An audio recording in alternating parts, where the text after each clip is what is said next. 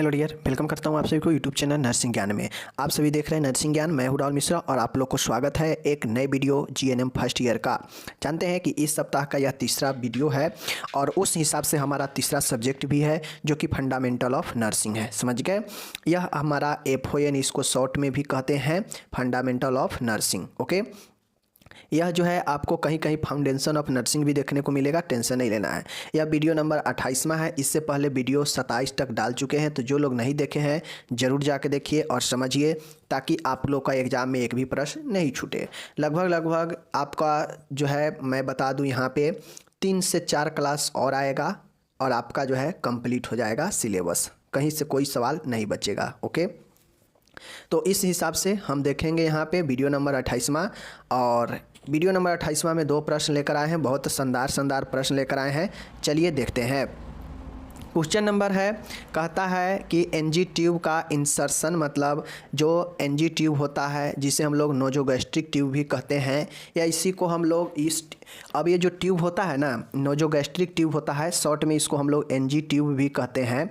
तो यह NG tube के द्वारा हम जो है पोषण देते हैं। मान गए कोई पेशेंट मुंह से नहीं लेने वाला होता है कोई भोजन वगैरह, तो उसको नाक में एक जो है पाइप डाल दिया जाता है। पाइप डाल के और जो है उसको नाक के रास्ते से होते हुए जो है उसको भोजन नली से होते हुए पेट में जो है उसका वह नली को डाला जाता है। समझ गए? और जो भी सलाइन वगैरह हो, जो भी फल के जूस वगैरह हो, हम इसी ट्यूब के माध्यम से जो है डायरेक्टली आमाशय में देते हैं। समझ गए? तो यही जो है हमारा नोजोगैस्ट्रिक ट्यूब होता है। तो सबसे पहले जिस प्रकार से हम इंट्राकेट लगाते हैं ना पेशेंट के, समझ गए ना, पेशेंट के जो है इंजेक्शन आईवी में देने के लिए इंट्राकेट लगाते हैं ना, या वहाँ इंट्राकेट के लगा देने से उसमें से सलाइन वगैरह आराम से जाता है फिक्स कर देने से, तो उसी प्रकार से यह नोजोगैस्ट्रिक ट्यूब भी लगाकर फिक्स कर देता है, ताकि पेशेंट को इस ट्यूब के माध्यम से जब भी ज़रूरत हो, फल के जूस हो या कोई और अदर फीडिंग हो, पोषण हो, कराया जाए इसके माध्यम से, खासकर तरल चीज़। समझ गए? तो ये जो ट्यूब होता है, तो इस ट्यूब को हम कैसे डालेंगे, कैसे लगाएंगे, इस प्रोसेस को आज हम समझेंगे। और लगाकर उसके बाद जो भी हम इसके जो है इसमें तरल चीज़ें हो या जो भी फल के जूस वगैरह हो, दाल के पानी वगैरह हो देंगे, तो वही सब पोषण हो जाएगा। समझ गए? चलिए देखते हैं इसके प्रोसीजर को कि कैसे कैसे डालना है। सबसे पहले नोजोगैस्ट्रिक ट्यूब इंसर्शन होता क्या है समझिए।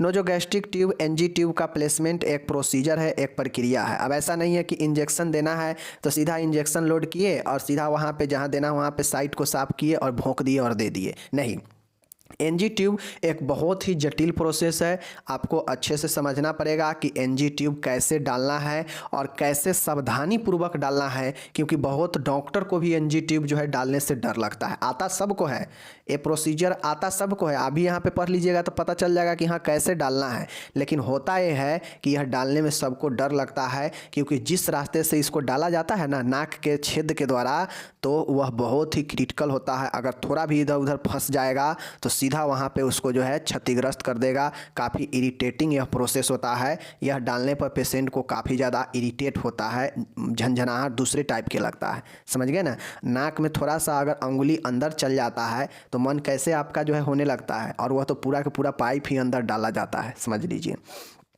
तो यही है नोजोगैस्ट्रिक ट्यूब, एक प्लेसमेंट, एक प्रोसीजर है, एक आपका प्रक्रिया है, जिसमें एनजी ट्यूब को नाक मतलब नसा नजल कैविटी के माध्यम से, नासा गुहा के माध्यम से, सिंपल भाषा में कहे तो नाक के माध्यम से पेट तक इंसर्ट किया जाता है। मतलब नाक के माध्यम से पाइप घुसाएगा और वह पाइप इतना अंदर घुसाएगा कि वही पाइप जो है अंदर पेट तक चला जाए, आमाशय में चला जाए, क्योंकि रास्ता बना है, पाइप नली बना हुआ है आमाशय तक, बस उसी के रास्ता के द्वारा पाइप भी सही से आमाशय तक भेज दिया जाता है नाक के द्वारा। इसीलिए इसे नोजोगैस्ट्रिक, मतलब नोजो मतलब नाक और गैस्ट्रिक मतलब आमाशय, नाक से लेकर शुरू करता है और आमाशय तक यह ट्यूब को डाल दिया जाता है, इसीलिए इसे नोजोगैस्ट्रिक ट्यूब कहा जाता है। ओके, अब जो भी ये डालने का मतलब होता है कि जो भी आपको पोषण कराना हो, जो भी जो है कुछ कभी कभी जो है किसी भी बीमारी के जो है पर्पज से भी जो है इस डाला जाता है। समझ गए? तो देख लीजिए, यही आपका यहाँ पे सारा चीज़ें हैं। जैसे देखिए, अब जिस प्रकार से कैथेटर होता है, कैथेटर में भी अलग अलग जो है आपके 2-3 जो है क्या होते हैं, मुंह बने होते हैं, समझ गए। अब इस सब जो है एक से ज्वाइंट होता है। अब यह जो है ए वाला भाग पेनिस में डाला जाता है। उसी प्रकार से यह भी ट्यूब जो होता है रबर का बना होता है। अब इसमें भी जो है आपके 1-2 मुंह जो है ऊपर में रहते हैं और बाकी एक सिंगल जो है पाइप होता है, जिसको नाक के किसी जो है आपके छिद्र में जो है डालकर, समझ गए, और उसको जो है क्या किया जाता है, अंदर तक नाक के माध्यम से धीरे धीरे अंदर तक सीधा पेट में लाकर छोड़ दिया जाता है, समझ गए। क्योंकि हम लोग जानते हैं कि नाक हो या मुंह हो, चूँकि श्वसन की क्रिया हमारा दोनों तरफ से, मुंह नाक दोनों से होता है, लेकिन मेन नाक होता है। अब नाक और मुंह का अलग एक जो है उधर ज्वाइंट होता है जहाँ पे फेरिंग्स लगा होता है, वह श्वसन के में भी भूमिका निभाता है और वह भोजन वाला में भी फेरिंग्स भूमिका निभाता है। तो फेरिंग्स दोनों को कनेक्ट करने का काम करता है। तो कहीं ना कहीं इधर से डालेगा तो नली तो एक ही है, समझ गए। यह फेरिंग्स इधर खुलेगा, श्वसन को बंद कर देगा, तो श्वसन नली तरफ नहीं जाएगा, तब भोजन वाला में जाएगा, और वैसे ही होता है। बस इसी के द्वारा, नाक के द्वारा इसको अंदर आमाशय तक भेज दिया जाता है, समझ गए ना। अब एक करने का क्या उद्देश्य होता है, ये ट्यूब लगाने का क्या प्रोसेस, मतलब क्या उद्देश्य होता है, क्यों लगाया जाता है, देख लीजिए। वे मरीज जो मुंह द्वारा भोजन लेने में असमर्थ हो, उन्हें ट्यूब फीडिंग करवाने हेतु गैस्ट्रिक ग्वेज, समझ गए। अब आपको यहाँ पे एक चीज़ बता देते हैं। एक मरीज है, जिस मरीज को मुंह में मान गए कोई घाव छल्ला वगैरह हो गया हो, या मुंह में बहुत ज़्यादा दिक्कत हो, मुंह में सर्जरी हुआ हो, तो इस सब कंडीशन में व्यक्ति मुंह से भोजन नहीं ले पाएगा। तो उसके लिए यह जो है ट्यूब फीडिंग करवाया जाता है, जो नोजोगैस्ट्रिक ट्यूब के द्वारा, समझ गए। अब एनजी ट्यूब के द्वारा औषधियाँ भी प्रदान किया जा सकता है। अब इस ट्यूब के द्वारा पोषण भी दिया जा सकता है तरल के रूप में, और दवाइयाँ भी दिया जा सकता है, समझ गए। साथ में आपको विषाक्तता यानी पॉइजनिंग के स्थिति में स्टोमक सक्शन हेतु स्टोमक वाष्प, मतलब पेट को धोने के लिए, पेट से जो भी चीज़ें हैं उसको साफ करके निकालने के लिए, सक्शन के लिए भी इसका उपयोग किया जाता है। किस कंडीशन में, जब कोई पेशेंट विषाक्तता हो गया हो, उसके अंदर पॉइजन की स्थिति हो और उसके पॉइजन नहीं कट रहा हो दवाइयाँ वगैरह से, तो फिर उसको नोजोगैस्ट्रिक ट्यूब के जरिए उसके पेट को खाली किया जाता है सक्शन करके, समझ गए। तो यही जो है इसका कुछ उद्देश्य है। तो उद्देश्य समझ गए, बस पोषण करवाने के लिए, दवा देने के लिए, और पॉइजनिंग की स्थिति में स्टोमक को खाली करने के लिए यह ट्यूब डाला जाता है, समझ गए। ये हो गया। अब वही चीज़ें हैं, अगर कोई बेहोश पेशेंट है, वह मुंह से भोजन नहीं ले रहा है, तो ये ट्यूब लगा देते हैं। ये ट्यूब जो है क्या करता है, डायरेक्ट पेट में जो है हमारे पोषण तरल को सीधा डाल देता है, समझ गए। तो यही चीज़ होता है। अब ये जो प्रोसीजर होता है इसको डालने के लिए, अब ये जो प्रक्रिया है एनजी ट्यूब डालने का, इसमें सबसे पहले होता है कि पोजीशन को फिक्स करना पड़ेगा कि आप पेशेंट को किस पोजीशन में रखेंगे कि वह आसानी से जो है आप ट्यूब को अंदर डाल सकते हैं नाक के माध्यम से। चूँकि नाक के माध्यम से डालना है, तो पेशेंट को अगर हम लिटा भी देंगे तो सही से नहीं जाएगा, समझ गए। तो इसके लिए क्या होगा कि पेशेंट को बैठा देंगे और हाई फाउलर पोजीशन में पेशेंट को रखेंगे, यानी बैठाकर एकदम गर्दन स्ट्रेट करने को कहेंगे, मुंह थोड़ा सा ऊपर उठाने के लिए, और फिर जो है धीरे धीरे नाक में डालेंगे ट्यूब। उससे पहले, डालने से पहले बहुत सारे प्रोसीजर होते हैं। पहले ये समझिए कि इसके लिए हाई फाउलर पोजीशन की ज़रूरत होगी एनजी ट्यूब डालने के लिए। कोई पेशेंट है उसको बेड पर बैठा दीजिए आराम से, तब ये पोजीशन कीजिए, ओके। प्रयुक्त एनजी ट्यूब की साइज, अब जब आप पेशेंट को बैठा देंगे तो आपको अलग अलग पेशेंट होते हैं, उनके हिसाब से जो है आपको एनजी ट्यूब जो है क्या करना पड़ता है, नोजोगैस्ट्रिक ट्यूब का चयन करना पड़ता है, समझ गए। चयन के लिए प्रत्येक आयु वर्ग के हेतु विभिन्न आकार के एनजी ट्यूब का प्रयोग किया जाता है। अब अलग अलग आयु के लिए अलग अलग एनजी ट्यूब का साइज आता है, जैसे कैनुला का साइज होता है ना, उसी प्रकार से एनजी ट्यूब का भी साइज होता है। तो इन ट्यूबों का जो है हम कलेक्शन सेलेक्ट करते हैं कि कौन जो है देना है, कितने उम्र का मरीज है। अगर एडल्ट है मरीज, वयस्क है, तो 16 से लेकर 22 तक जो है हम जो है इस्तेमाल कर सकते हैं एनजी ट्यूब का, समझ गए। अगर बच्चा है, अगर वयस्क यानी बच्चा का मतलब क्या, 18 से नीचे, तो बच्चा है अगर, तो उससे 10 से 14 जो है देंगे, 10 से 14 साइज का हम जो है एनजी ट्यूब देंगे, ओके। अगर शिशु है, बच्चा अगर शिशु है, इन्फेंट है, तो शिशु के लिए हम जो है क्या करते हैं, 4 से 10 जो है साइज का एनजी ट्यूब का इस्तेमाल करते हैं। बेसिकली यही ट्यूब का इस्तेमाल होगा, समझ गए। 16 से 22 है, इसी में आपका ब्रीथ का भी आ जाएगा, समझ गए। बच्चा है तो इसमें किशोरावस्था वगैरह आ जाएगा, और यह शिशु जो एकदम छोटे बच्चे 1-2 साल के होते हैं उनके लिए, समझ गए। तो ये तीनों चीज़ें आप लोग समझ लीजिए। ये साइज अगर पता रहेगा तो आप बढ़िया से जो है कलेक्ट कर पाएंगे, ट्यूब का सिलेक्शन कर पाएंगे और लगा पाएंगे। क्योंकि ट्यूब अगर बच्चा है और उसमें सियाना वाला अगर शिशु है, इन्फेंट है, और उसमें अगर बच्चा वाला ट्यूब लगा दीजिएगा तो क्या हो जाएगा, प्रॉब्लम करने लगेगा। अगर वयस्क वाला ट्यूब इस बच्चे में लगाने लगिएगा 10 साल का तो दिक्कत करने लगेगा। तो इस कारण से आपको जो है सेलेक्ट करना पड़ता है कि हमें कौन से उम्र के लिए कौन से जो है एनजी ट्यूब का इस्तेमाल करनी चाहिए, समझ गए। ये चीज़ हो गया। आगे चलिए, अब ये हो गया। अब हम लोग पेशेंट को अच्छे पोजीशन में बैठा दिए, समझ गए। अब हम लोग सिलेक्शन भी कर लिए कि हाँ फलाना ट्यूब लगाएंगे। तो अब इसमें टोटल सामान को हम लोग क्या करते हैं, पास में रखते हैं। जैसे एनजी ट्यूब हो गया, इंजेक्शन हो, सिरिंज हो गया, सिरिंज को रखते हैं, सलाइन को रखते हैं, समझ गए। उसके बाद जो है क्या बोलते हैं, उसके बाद हम लोग एनेस्थेटिक जेल रखते हैं, ताकि ट्यूब में जेल लगाकर और अंदर जो है डाला जाता है, ताकि जो है पेशेंट को ज़्यादा इरिटेशन ना हो। तो एनेस्थेटिक जेल रखते हैं, समझ गए। और किडनी ट्रे रखते हैं अनावश्यक सामान के उसमें रखने के लिए, और ये सारा चीज़ पास में रख लेंगे, समझ गए। एंटीसेप्टिक घोल भी रखते हैं साफ़ करने के लिए, और ये सारा चीज़ें ग्लव्स पहन लेंगे, बिल्कुल तैयार हो जाएंगे। और ये सब करने में बिल्कुल एसेप्टिक टेक्निक का ध्यान रखेंगे, बिल्कुल कोई संक्रमण ना हो इसका ध्यान रखेंगे। फिर प्रोसीजर को शुरू करते हैं।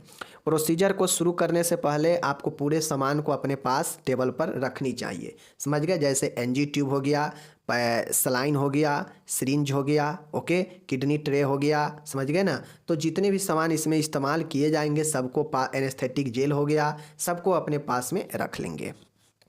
अब जब शुरू करेंगे तो मरीज को सही पोजीशन देंगे, जो अभी ऊपर देखें फाउलर पोजीशन।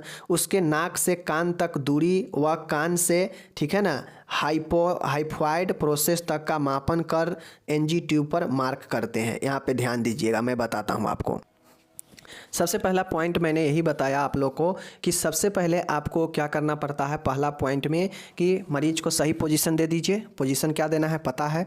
पोजीशन दे देने के बाद आपको सबसे महत्वपूर्ण चीज़ें होता है कि जो आप ट्यूब लाते हैं वह ट्यूब को अच्छे से आपको नाप लेना पड़ता है, क्योंकि आप डायरेक्ट देते रहेंगे अंदर नाक के माध्यम से, तो कितना ट्यूब को डालना है आपको कैसे पता चलेगा। तो मरीज को ट्यूब को हम लोग नाप लेते हैं और उतना ही नाप जो है अंदर तक डालते हैं। जैसे पहले क्या करते हैं हम लोग कि ये जो नाक से डालना है ना, तो नाक से लेके कान तक हम लोग क्या करते हैं, ट्यूब को नाप लेते हैं। अब कान से लेके ट्यूब तक, नाक से लेके कान तक ट्यूब को एक बीता हो जितना हो, समझ गए ना। नाक से लेकर आपका कान जितना हो, एक बीता हो या पौन बीता हो, एक बीता से कम ही हो, जितना हो, नाक से लेके पहले साइड से होते हुए कान तक नापते हैं, ओके। अब उतना नापने के बाद फिर क्या करते हैं कि कान से लेकर हम लोग जो ऊपर में दिखाए हैं जाइफाइड प्रोसेस दिखाए हैं ना, जाइफाइड प्रोसेस जो दिखाए हैं वह एस्टर्नम के ऊपरी वाला हिस्सा होता है, और यह कान से लेके फिर ये जाइफाइड प्रोसेस तक हम इसको नापते हैं। और टोटल जब नाप लेते हैं यहाँ तक, तो नापने के बाद जो है हम लोग क्या करते हैं, नाक से इतना ही हिस्सा यहाँ से लेकर और यहाँ तक, ये टोटल हिस्सा ही जो है इतना ही हिस्सा अंदर हम लोग डालते हैं, और ये जो मुड़ा हुआ रहता है यही भाग हल्का नीचे आएगा तो यह आमाशय में चला जाता है, समझ गए। तो यही जो है प्रोसेस होता है, पहले नाक से लेकर कान तक, फिर कान से लेकर ये जाइफाइड जो प्रोसेस होता है, जाइफाइड प्रोसेस जो होता है यहाँ तक नापते हैं, और फिर नापने के बाद जो है उतने हिस्सा को अंदर से नाक से प्रवेश करा के अंदर डालेंगे तो वह चला जाता है आमाशय में, समझ गए ना। चलिए इसीलिए फिगर बता दिए हैं। तो पहला पॉइंट हो गया कि नाक से कान तक, फिर दूरी जो है, उसके बाद जाइफाइड प्रोसेस, फिर कान से लेकर जाइफाइड प्रोसेस तक मापन कर एनजी ट्यूब पर मार्क कर देते हैं। एनजी ट्यूब हो सकता है बड़ा हो तो आपको मार्क कर देना पड़ेगा कि नाक से लेकर कान तक इतना हुआ, फिर जो है कान से लेकर जाइफाइड प्रोसेस तक इतना हुआ, तो आपको मार्क कर देना पड़ता है, समझ गए। मार्क कर देने से पता चलेगा कि हाँ हम ट्यूब को इतना अंदर तक दे दिए हैं, और पता चल जाएगा, समझ गए। तो ये हो गया फर्स्ट पॉइंट, समझ समझ गए। दूसरा पॉइंट है कि एनजी ट्यूब के टिप भाग का टिप जो होता है वह अंदर डालने वाला भाग होता है, समझ गए ना।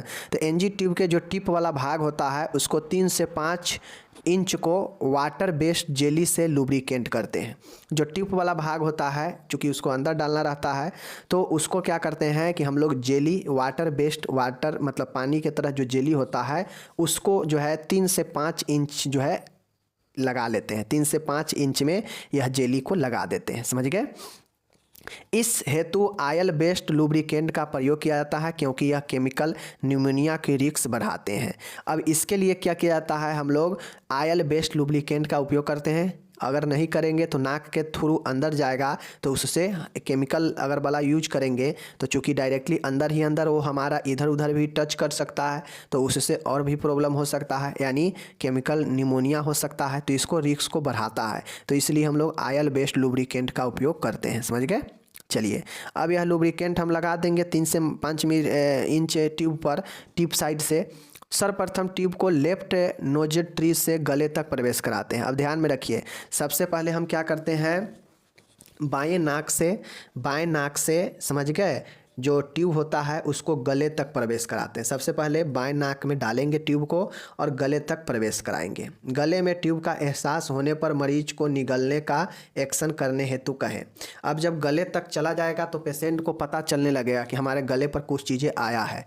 तो जैसे ही गला तक अगर ट्यूब चला जाए, और चूँकि आप लोग चिन्ह भी लगा चुके हैं नाक से कान तक, तो नाक से कान तक का मतलब होता है कि जब आप नाक से डालने लगेंगे ना तो जो कान वाला जगह तक जो आप चिन्ह किए हैं वह नीचे गला तक चला जाता है। तो जब वो साइन आपका पूरा साइन तक अंदर चला जाए तो समझ जाइए गला पर गया होगा, पेशेंट को भी पता लग जाता है। तो फिर गले तक अगर चला जाए तो फिर पेशेंट को जो है निगलने मतलब भोजन निगलने की तरह, अंदर खींचने की तरह पेशेंट को जो है कहें कि भाई आप अंदर निगलो, इसको निगलने की तरह करो, ताकि ट्यूब जो है एसोफेगस से स्टोमेक तक इंसर्ट हो। अब निगलने के लिए कहेंगे और इधर से आप हल्का हल्का प्रेस भी करेंगे तो दोनों के सहायता से वह ट्यूब आमाशय तक चला जाएगा, समझ गए। ये होता है। यदि मरीज इस दौरान चॉकिंग या कॉफिंग करता है, वह श्वसन डिस्ट्रेस के लक्षण दर्शाता है तो तुरंत ट्यूब को वापस विड्रॉल कर दिया जाता है। अब मान गए ट्यूब लगा रहे हैं लेकिन पेशेंट जो है बहुत ज़्यादा प्रॉब्लम में फंस गया, ठीक है, बहुत ज़्यादा जो है चॉकिंग करने लगा, खांसने लगा, तो फिर जो है क्या करेंगे, सांस लेने में तकलीफ होने लगा तो तुरंत जो है उस ट्यूब को हम लोग बाहर की तरफ निकाल लेंगे, विड्रॉल कर देंगे, समझ गए। फिर ज़बरदस्ती अंदर नहीं डालेंगे, समझ गए। ये हो जाता है। ट्यूब के सही प्लेसमेंट को ज्ञात करने हेतु निम्न तरीकों का प्रयोग कर सकते हैं। अब मान गए पेशेंट को लग गया ट्यूब अच्छे से जगह पर, तो उसको जो है कैसे ज्ञात करेंगे, तो उसके लिए एक्सरे करवा कर देख सकते हैं आप। एस्पायरेशन ऑफ गैस्ट्रिक कंटेंट, मतलब जो गैस्ट्रिक कंटेंट है उसमें अगर एस्पायरेशन है, जैसे एसिडिक पीएच मान अगर 4 से कम है तो इस चीज़ को हम लोग समझते हैं। आगे है एनजी ट्यूब से 10 ml हवा पुश कर स्टेथोस्कोप द्वारा हुज साउंड सुनना। अब एनजी ट्यूब सही से लगा होगा तो 10 ml आप हवा को पुश कीजिएगा। उसमें 2 साइड रहता है एनजी ट्यूब के बाहर जो जगह हो, बाहर वाला जो आपका एनजी ट्यूब का मुंह होता है उसमें एक ट्यूब होता है, एक साइड से हवा पुश करने वाला और एक साइड से पोषण देने वाला होता है। तो हवा पुश करने वाला से पुश करके आप स्टेथोस्कोप से हुज साउंड सुन सकते हैं, समझ गए, क्योंकि स्टेथोस्कोप का काम ही है साउंड को सुनना।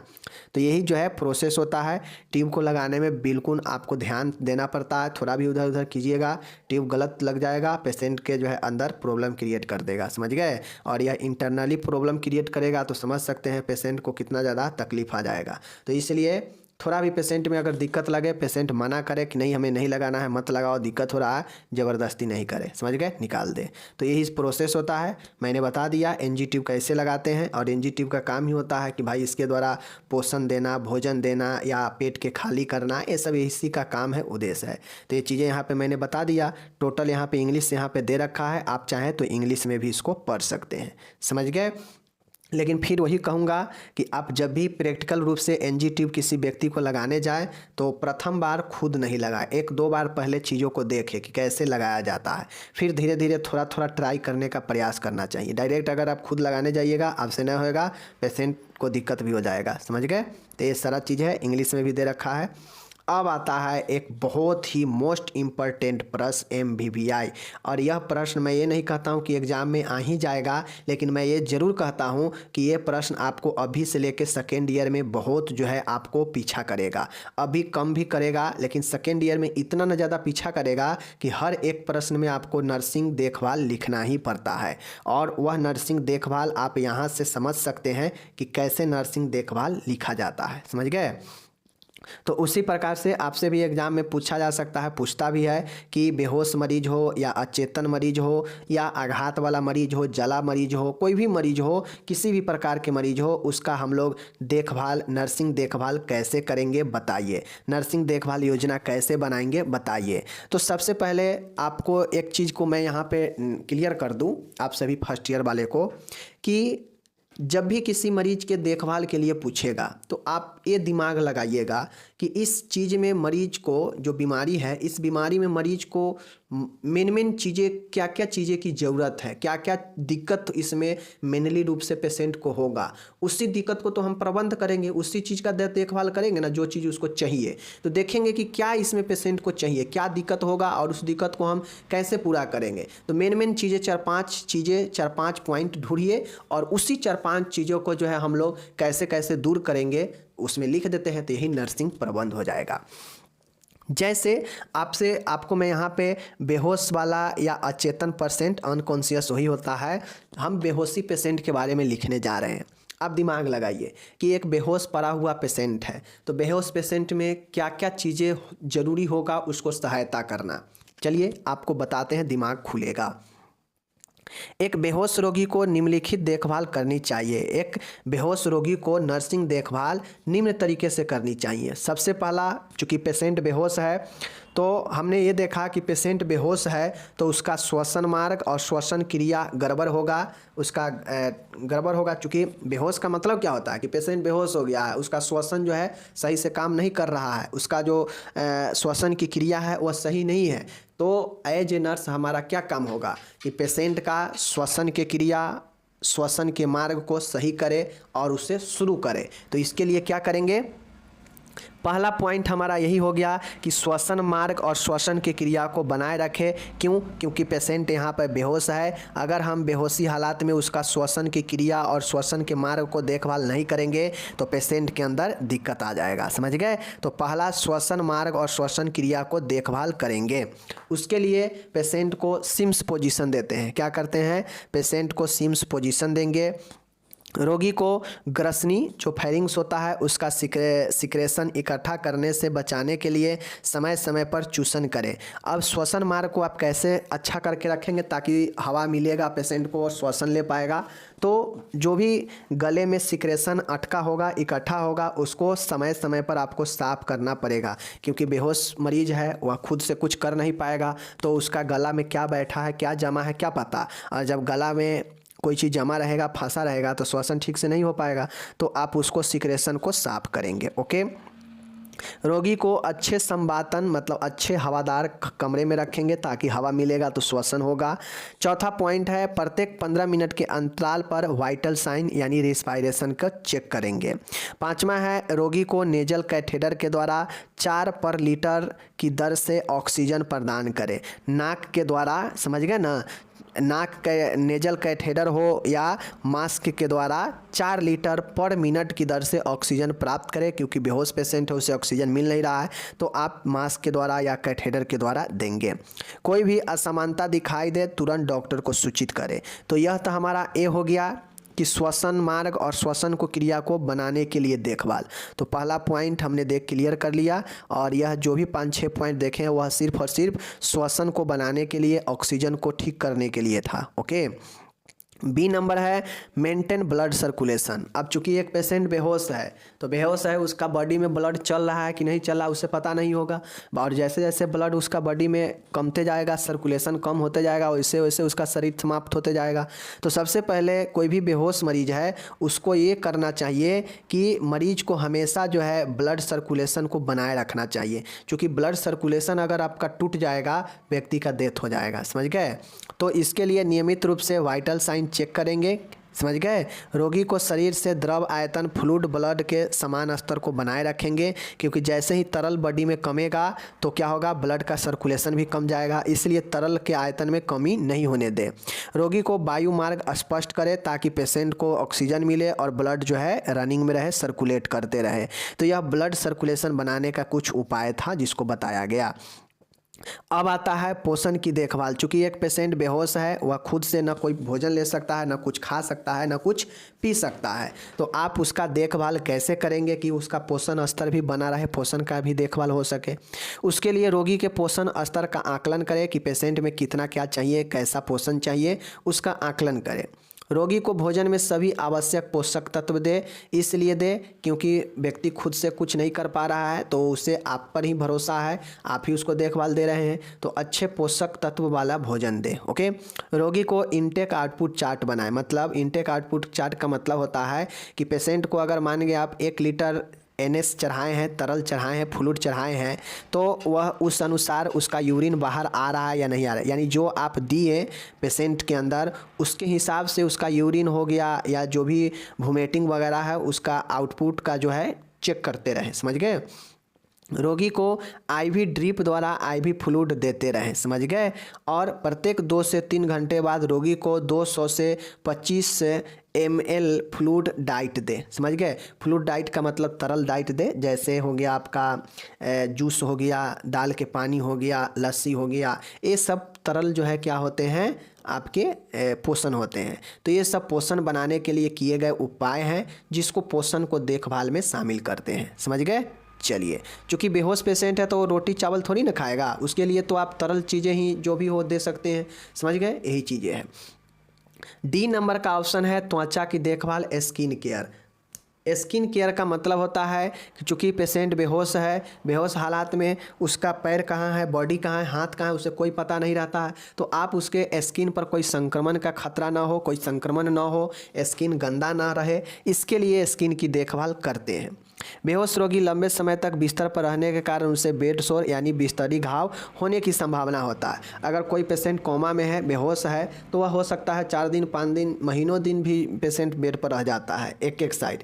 तो उसको जो है क्या करेंगे, पेशेंट को दाब ब्रंश से बचाएंगे और उसे स्थिति बदलते रहेंगे। आगे है दूसरा पॉइंट है, रोगी को हमेशा साफ सुथरा रखें ताकि कोई इन्फेक्शन उसके त्वचा पर ना आए।